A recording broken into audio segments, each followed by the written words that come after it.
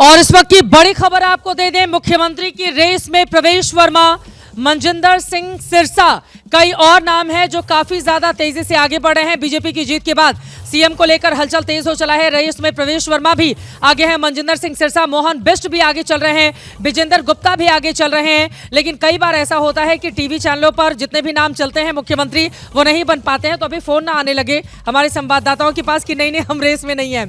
ये बड़ा दिलचस्प है। बीजेपी की जो पॉलिटिक्स बीते 10 सालों से हम देख आ रहे हैं, जिसका नाम चलता है, हालांकि कई बार कुछ नामों पर मुहर भी लग जाती है। देवेंद्र फडणवीस महाराष्ट्र में बने हैं, तो कई ऐसे नाम भी है। लेकिन फिलहाल बड़ी खबर यह है, क्या मुख्यमंत्री प्रवेश वर्मा बनेंगे? उनके कार्यकर्ताओं की ओर से मांग की जा रही है। प्रवेश वर्मा ने नई दिल्ली सीट से चुनकर अरविंद केजरीवाल को हराया है, इस वजह से मुख्यमंत्री तो उनको ही बनना चाहिए।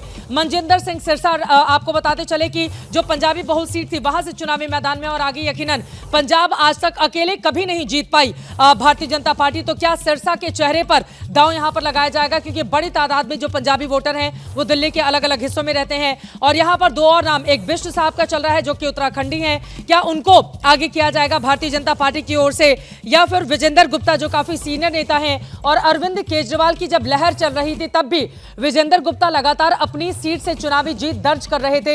तो क्या विजेंद्र गुप्ता, हालांकि इस पूरे चुनाव में अगर हम देखें तो वो फिलहाल थोड़े पीछे ही रहे, अपनी सीट पर ही पूरा फोकस उनकी ओर से रखा गया।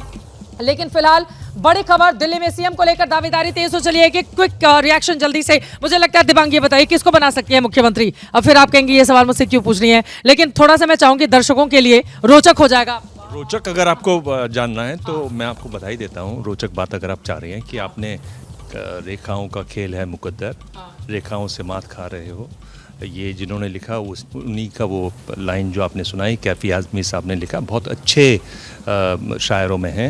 मुझे बड़ा अच्छा लगा जब आपने उनकी लाइन सुनाई।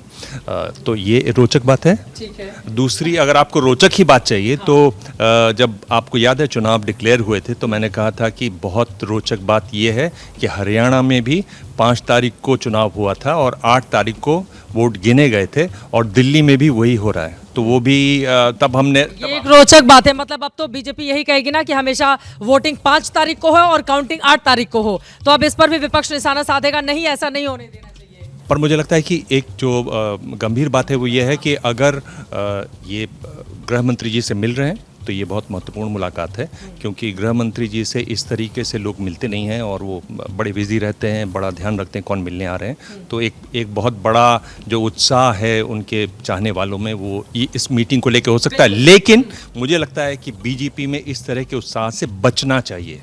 ठीक है नीरज, लेकिन एक और बात हमने देखा था, प्रधानमंत्री नरेंद्र मोदी के बजाय अरविंद केजरीवाल ने सीधे गृह मंत्री पर निशाना साधा था, और उनके जिस तरह के पोस्टर्स जारी किए जाते थे, जिस तरह का तंज उनके ऊपर कसा जाता था, यकीनन गृह मंत्री आज प्रवेश वर्मा की पीठ थपथपाएंगे, उनको गले लगकर बधाइयां भी देंगे।